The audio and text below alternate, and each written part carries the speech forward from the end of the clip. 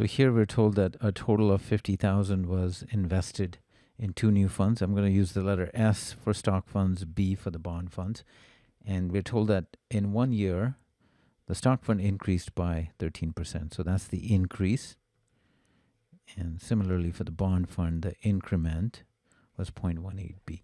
The question is, was this increase greater than 5,000? So this is a yes-no question. Always phrase it that way. Start with statement 1. The amount of increase in the stock and bond funds combined, meaning those two quantities, was equal to 8,000. Now, we know that S plus B is equal to 50,000. So we have two equations, two unknown. I would be able to find a unique value for B, and therefore I'll have a definite answer to that question. Either it's yes or no, it doesn't matter, but I'll have a definite outcome. So 1 alone is sufficient. If you need to solve this, sometimes, maybe when, let's say, statement 2 is also sufficient, you'll get the same values. So I'll just do it quickly. But as I said, you don't have to do this in the exam. Sometimes I'll do the sufficient ones just to see if the answer I get is nice enough to just also confirm that I haven't made any other conceptual error. So we'll multiply this 6,500, 0.13b, 0.18b, 8,000, and then that becomes 1,500.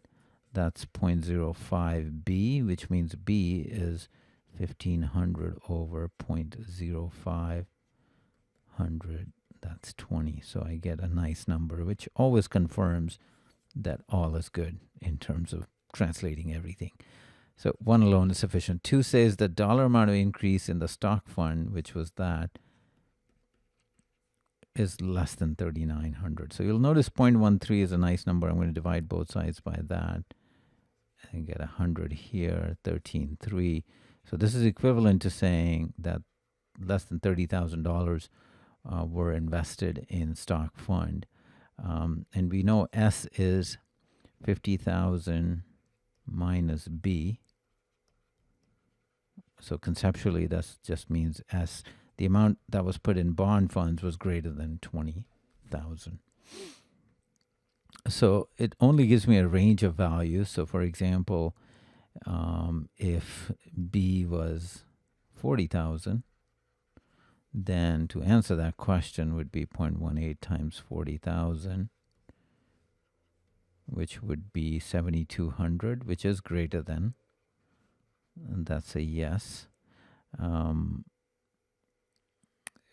But if it was, let's say B was 25,000, then in that case would be 0.18 times 25,000, and that's 250 times 18, that is 4,500. Let me just make sure. If I do 4 times 4, that's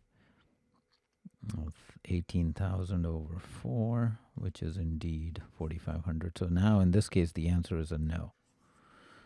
So we have two different values. So 2 alone is insufficient. The answer is A.